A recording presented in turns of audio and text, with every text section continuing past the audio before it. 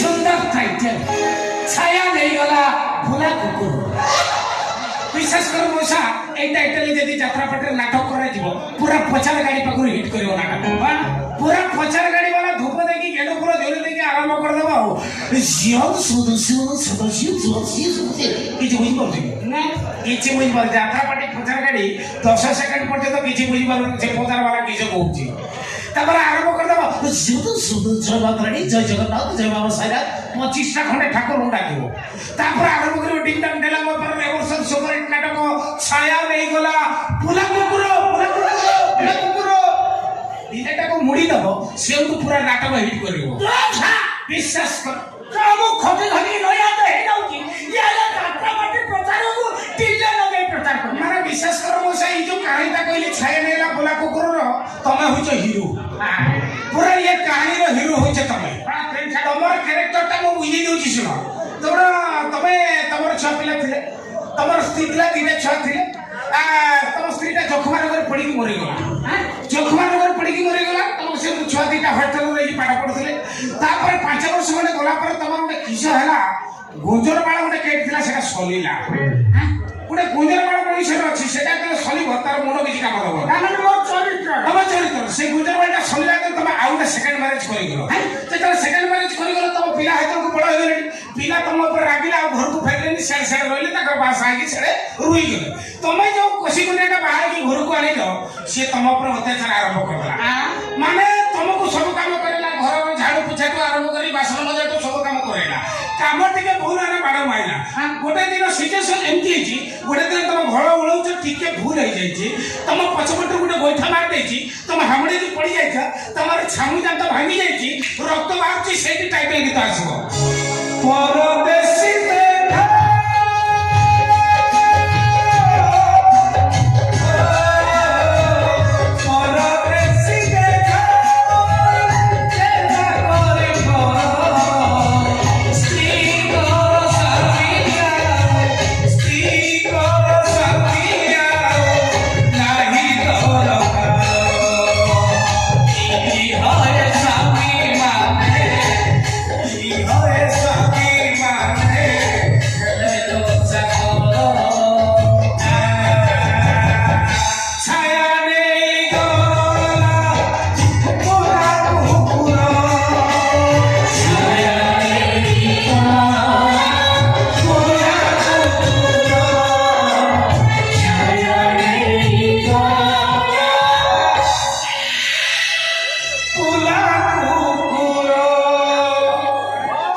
চিন্তা কর মৌসা তোমার সিঙ্গাড়ি বাহারি পড়লা মানে লোকଙ୍କର কোন কোন বাহারি যাব কই এটা হিট করে নাটক পুরা ডবল সবাই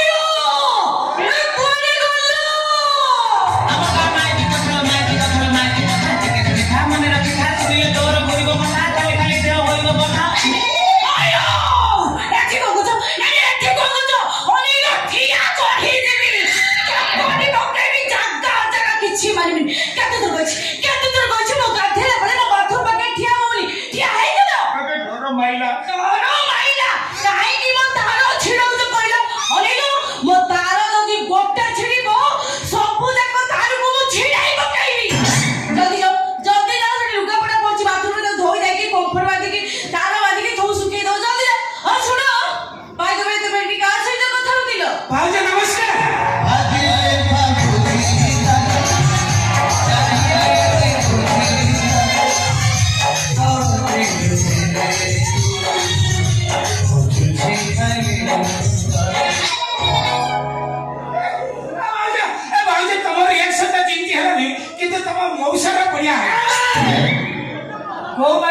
हिसाब कर दे मो स्त्री हम भाउज ता स्वामी मो हेबे मौसा ना तमे मौसा रे कोन देखा जाय तुमको मौसा डाकिली से भाउज रे कोन देखा जाय ताको भाउज डाकिली ए भाउज तोर सब मने रहउनी मु देखुची भाउज तोर जो सता कहला मने ना सती कहछि माने इतर पकि मने ना भाउज तमर आज डेट अछि मो स्त्री रो डेट था तू जने खाली तम स्त्री रो डेट मो एरिया रो 5000 स्त्री रो कगर मोर डेट मने अछि समस्ती को डेट मो खाता रे लिखि रखिछि ठीक डेट दिन जाई कि पहुंची जाउछि पहुंची गला पर से मते ଦଉଛନ୍ତି ମୁଁ ନେଇକି ବ୍ୟାଙ୍କରେ ଡିପୋଜିଟ୍ କରିଦଉଛି। ବ୍ୟାଙ୍କରେ ଡିପୋଜିଟ୍ କରିବା ଜିନିଷ ମୁଁ କିସ କହୁଛି ତମେ କିସ ବୁଝିଦେବନି ମୁଁ କଣ ସେଇଥିପାଇଁ ତମକୁ କହୁଛି ଆରେ କଥାଟା କିଛି ବୁଝିପାରୁନ। ମୁଁ ହଉଛି ସ୍ୱୟଂ ସହାୟକ ଗୋଷ୍ଠୀର ମ୍ୟାନେଜର କୃଷ୍ଣ ମୁଣ୍ଡା। ମୁଁ କିଏ? ଗୋଷ୍ଠୀ ସାର୍। ମୁଁ କୃଷ୍ଣ ମୁଣ୍ଡା ଗୋଷ୍ଠୀ ସାର୍। ମାନେ ତମ ସ୍ତ୍ରୀ ଆମ ପାଖରୁ ଲୋନ୍ ନେଇକି ଯେମିତି ସ୍ୱାବଲମ୍ବୀ ହେଇଛି ବଡ଼ି ପାପଡ଼ ଆଚାର ଫିନାଇନ୍ ତିଆରି କରିକି ବିକ୍ରି କରୁଛି ପଇସା ରୋଜଗାର କରୁଛି ସ୍ୱାବଲମ୍ବୀ ହେଇଗଲା ପରେ ତା ଘଇତା ଉପରେ ସେ ଚଢୁଛି ସେ ସେମିତି ଆଉ ପାଞ୍ଚଟା ମାଇକିନାକୁ ଶିଖୁଛି ଆସଲ ତମେ ସ୍ୱାବଲମ୍ବୀ ହୁଅ ବେପାର କର ପଇସା ରୋଜଗାର କର ତମ ଘଇତା ପରେ ଚଢ। ଏଇଟା ଆମେ ଚାହୁଁନୁ ଏଇଟା ସରକାର ଚାହୁଁଛି। ସରକାର ଚିନ୍ତା କରୁଛି ଯୋଉଟା ଆମମାନ କାଳରୁ ଗଡ଼ି ଆସିଥିଲା ହଜାର ହଜାର ବର୍ଷ ପୂର୍ବରୁ ସେଇଟାକୁ ଓଲଟେଇ ଦବ। ବୁଝିପାରୁଛ ନା କଥା ସେଇଟାକୁ ଓଲଟେଇ ଦବ। ସେମାନେ ସ୍ୱାବଲମ୍ବୀ ହେଲା ପରେ ଘଇତା ଉପରେ ଚଢିବାଟା ଥୟ କଥାଟା ବୁଝୁଛୁ। ତେଣୁ ସେଥିପାଇଁ ମୁଁ ଆସିଥିଲି ତମ ସ୍ତ୍ରୀର ଆଜି କିସ୍ତି ରେଟ୍ ଥିଲା ମୁଁ କିସ୍ତି ସାର୍ କୃଷ୍ଣ ମୁଣ୍ଡା। ଗୋଷ୍ଠୀ ସାର୍ ନା ତମର କିସ୍ତି ତମେ ଘଇଟା ଉପରେ ମାଇକୁ ଚଢେଇବା ସାର୍। ତମର ଆଜି ଡେଟ୍ ଥିଲା ଚଢେଇବା କିସ୍ତି ଡେଟ୍ ଆଜି ଆସିଛ କିସ୍ତି ନେବା ପାଇଁ। ହଉ ହଉ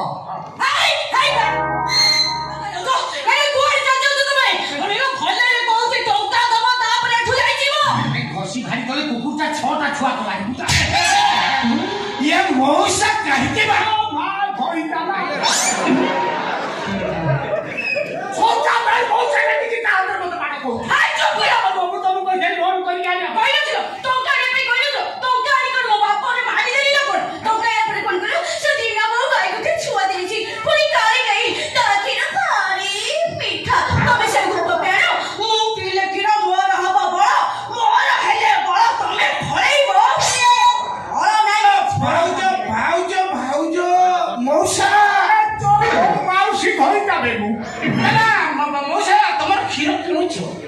ଏତେ ସୁନ୍ଦରିଆ ଗାଈ ଥାଉ ଥାଉ ତମେ କ୍ଷୀର କିଣୁଛ ଗାଈ କିସ ଲାଗି ବାନ୍ଧିଛ? ଗାଈ ବାନ୍ଧିଲେ କଣ ହାତ ମରେଇ ଦେଲେ ହବ।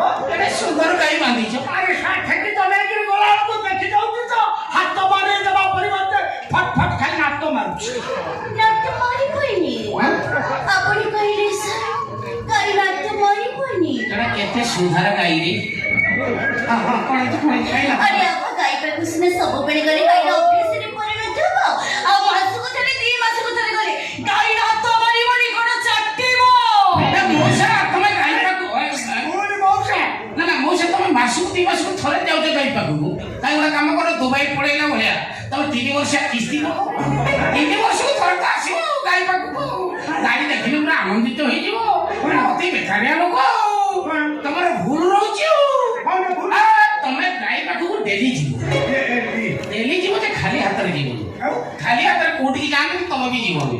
ଗାଈ ପାଖକୁ ଯିବ ଯେ ହାତରେ କୁଟାକରେ ହଉ ନହେଲେ ଘାସ ବେଡେ ହଉ ଧରିକି ଯିବ। ଧରିକି ଯାଇକି ପକେଇଦେବନି ପକେଇଦେଲେ ଭୁଲ ହେଇଯିବ ନା ତମେ କେରେ କେରେ ଦଉଥିବ ସେ ଖାଉଥିବ ତମେ ଦଉଥିବ ସେ ଖାଉଥିବ ତା ପାଟିରୁ ନାଳ ବାହାରୁଥିବ ସେ ନାଳ ତମ ହାତରେ ଲାଗୁଥିବ ସେ ନାଳ ମିଶା ହାତରେ ତା ମୁଣ୍ଡରେ ଟିକେ ବୁଲେଇ ଦବ ତା ମୁଣ୍ଡରୁ କିଛି କ୍ଷୀର ବାହାରିବ ନା କ୍ଷୀର ବାହାରିବା ଜାଗାଟା ଅଛି ମୁଁ କହୁଛି। ତାପରେ ମୁଣ୍ଡରେ ହାତ ବୁଲେଇଲା ପରେ କିସ କରିବୁ ଧୀରେ କି ତାର ପିଠି ଆଡ଼ିକି ହାତଟା ଲାଗୁ ସେଠି ଦୋଇବୁନି ପିଠିରେ ହାତ ମାଇଲା ପରେ ଦେଖିବୁ ଗାଈ ଟିକେ ସାରି ହେଇଯିବ ନାଞ୍ଜ ଟେକି ଚରକେ ମୋତି ଦବ ସେଠି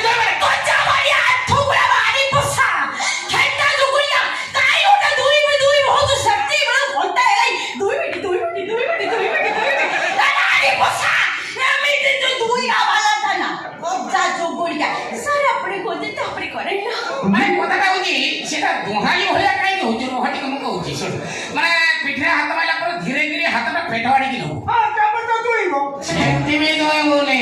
ଆଉ ପେଟରେ ହାତ ମାଇଲା ପରେ କିଛି କରିବୁ ଯୋଉ ପାତ୍ରରେ ଧୋଇବୁ ତୋର ଢାଳରେ ଧୋଇବୁ କି ବାଳରେ ଧୋଇବୁ କି ବାଲ୍ଟିରେ ଧୋଇବୁ ସେଇଟାକୁ ଆଣିକି ରଖିବୁ। ଯୋଉଠୁ କ୍ଷୀର ବାହାରୁଛି ଆଉ ପାତ୍ର ଭିତରେ ଗୋଟେ ମେଜରମେଣ୍ଟ କରିବୁ।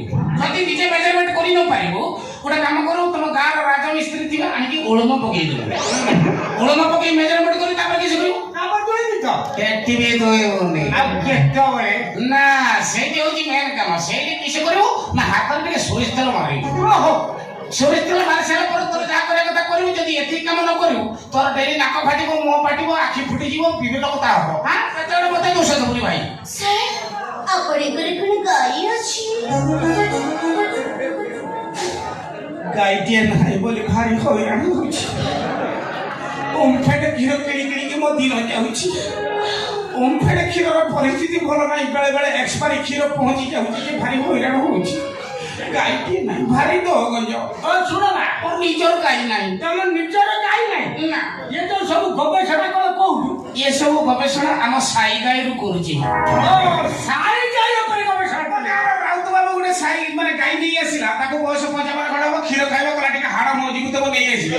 ନେଇ ଆସିଲା ସିନା, ହେଲେ ସବୁଦିନ ତାର ହାତ ଭାଙ୍ଗିଲା, ଗୋଡ଼ ଭାଙ୍ଗିଲା, ମୁହଁ ଫାଟିଲା, ସେ ରାଗିକି ଗାଈଟାକୁ ଫିଟେଇ ଦେଲା। ଯୋଉ ଗାଈଟାକୁ ଫିଟେଇ ଦେଲା, ଆମର ଦେଖିବେ ଲକ୍ଷ୍ୟ କରିବେ, ଗାଈକୁ ଫିଟେଇ ଦେବ ମାନେ ଆଇତାର ବଜାରକୁ ଯିବ, ନହେଲେ ସେ ଜଙ୍ଗଲକୁ ଯିବ। ରାଉତ ବାବୁର ଗାଈ କିନ୍ତୁ ଟିକେ ଭଲ ଅଛି, ସେ ଭେଜ ପାଟି, ସେ ଜଙ୍ଗଲକୁ ପଳେଇଲା। ଆଉ ହଁ, ଜଙ୍ଗଲକୁ ପଳେଇଲା। ଆମର ତ ଆଦିବାସୀ ଲୋକ ଜଙ୍ଗଲରେ ବସିଛୁ, ସବୁବେଳେ ବଇଁଶୀ ବଜାଉଛୁ। ମୁଁ ଗାମଛା ପିନ୍ଧି ଗୋଟେ ଛକରେ ବସିକି ବଇଁଶୀ ବଜାଉଛି। ରାଉତ ବାବୁର ଗାଈ ଯାଇକି ପହଞ୍ଚିଗଲା, ଡାକିଦେଲା, କଷ୍ଟ ଲାଗିଲା ଗାଈ ଡାକିଲା ମାନେ ଡାକିଲା ଭଳିଆ ଲାଗିଲା। ସେ ଯେତେବେଳେ ଅନେଇଲା, ମୁଁ କହିଲା କୃଷ୍ଣ ତାର କେଡ଼େ ସୁନ୍ଦର ବଇଁଶୀଟା ହୁଏ। ମୋ ବାବୁର ଯଦି ବଇଁଶୀ ଥାନ୍ତା, ମୋ ଗୋଟେ ଜଙ୍ଗଲକୁ ଆସିଥିବୁ କି? ଗାଈ କୋଉଠି? କହିଲା ଭଳିଆ ଲାଗିଲା। କହିଲା ଭଜା ଟିକେ ବଇଁଶୀ ଭଜା କହିଲା ତୋଡ଼କୁ ଆବେ। ମୁଁ ସେଠୁ ତୋଡ଼କୁ ପଳେଇ ଆସିକି ମୁଁ ବଇଁଶୀ ବଜାଉଛି, ରାଉତ ଆମର ଗାଈ ଶୁଣୁଛି। ଝିପି ଝିପି ବର୍ଷା ହଉଛି, ମାନେ ବିଶ୍ୱାସ କରିବୁନି ମଉସା, ତତେ ମିଛ ମତେ ସତ, ମାନେ ମୁଁ 15 ମିନିଟ୍ ଖଣ୍ଡେ ବଜେଇଛି, ମୋ ପାଦ କାହିଁ ଉଷୁମ ଉଷୁମ ଲାଗିଲା। ମୁଁ ସେଟା କିସ ହେଲା, ତୋଡ଼କୁ ଅନେକ ବେଳକୁ ମଉସା 5 ଫୁଟ ପୁରା କ୍ଷୀର ଭାସୁଛି। ମାନେ ମୋର ବଜେଇବାଟା ଇଞ୍ଚି ଷ୍ଟାଇଲରେ ହେଲା, ତାର ଡାଇରେକ୍ଟ କ୍ଷୀର ଦେଲା, ପୁରା କ୍ଷୀର ଭାସିଲା। ଗାଈ ପରା ବଂଶୀକୁ ଭଲ ପାଆନ୍ତି। କୃଷ୍ଣ ଯେତେବେଳେ ବଂଶୀ ବଜାଉଥିଲେ, ଗାଈ ତାଙ୍କ ପାଖ ଛାଡ଼ି କୁଆଡେ ବି ଯାଉନାହାନ୍ତି, ତାଙ୍କ ପାଖରେ ଘଷିରେ ଶୋଉଥିଲେ।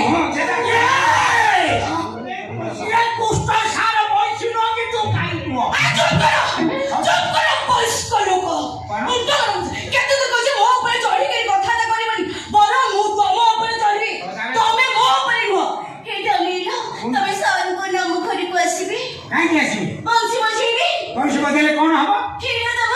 ଇଏ କ୍ଷୀର ଦବା? ସେରକମ ପଚାରୁଛ? ଆରେ ବଇଁଶୀ ମୁଁ ବଜେଇଲେ ତମ ଗାଈ କ୍ଷୀର ଦବ। ଗାଈ କ୍ଷୀର ଦବ, ସେଇଆକୁ ବିକି ମୁଁ କିସ୍ତି ଟଙ୍କା ସୁଝିବି। ଏତେ କଣ ଫଟୋ ହେଇକି ପଚାରୁଛ? ହଁ ଶୁଣ, ମୋ ପାଖରେ କଥା ହେବା ପାଇଁ ସମୟ ନାହିଁ। ସରି ଆମ ଘରକୁ ଆସୁଛନ୍ତି, ଆମର ଏକା ମିଟିଂ ଆଟେଣ୍ଡ କରିବାର ଅଛି। 4-5 ଜଣଙ୍କୁ ମାଇକୁ ବସେଇକିରି ମୋର ଟିକେ ଖାତା କାମ କରିବାର ଅଛି। ଶୁଣ ମଉସା, ମଉସା ତାକୁ ଶିଖେଇ ଦେଲୁ, ଡାକିଲା ଅନାଗର ତ ଘଇତା। ସରି ଶୁଣ ଗୋଇଟା, କୁହ ପାଇବ। ଜଲ୍ଦି ଯାଅ, ମୋ ଖାତା ମୋ ଫେରେଟ୍ ମୋ ଜୋତାଟା ନେଇ ଆସିବ। ଯାଅ ଜଲ୍ଦି ଯାଅ। ହଁ ଶୁଣ, ଶାଢ଼ୀ କଲର ଜୋତାଟା ମେଚ୍ କରିକି ଆଣିବ। ଯଥା ଯଶୀର ଧାର୍ଯ୍ୟ ମାଇବ।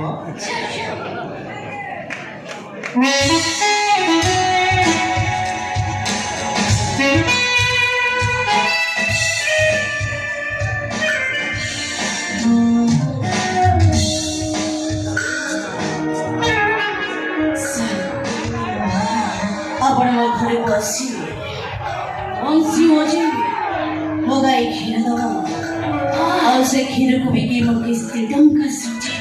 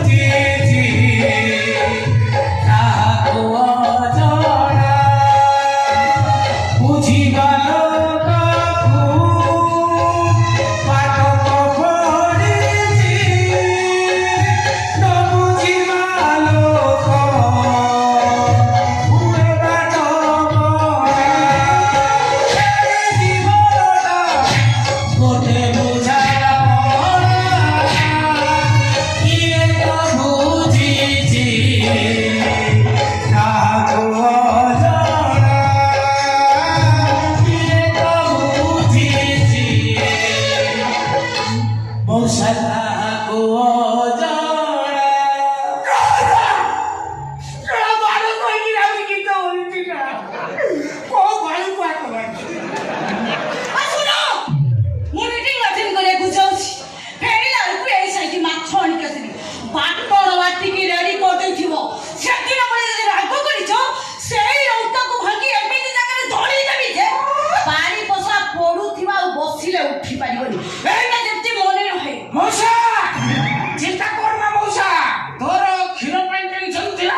କ୍ଷୀର ଟେନସନ ଭୁଲି ଯା ଭାଉଜ ମୋ ସାଙ୍ଗରେ ମିଟିଂ କି ଗଲେଣି ମାନେ ୟା ପରେ କ୍ଷୀର ନୁହଁ ତାର ଉପର ବର୍ତ୍ତନଟା ଛେନାପୋଡ଼ କାଟିକି ଖାଇବୁ ଆସ ଭାଉଜ ଆମ ଗାଁ ମାଇକି କଥା ଟିକେ ଟିକେ ଖା ମନେ ରଖି ଖା ଶୁଣିଲେ ତୋର ଗରିବ ମନା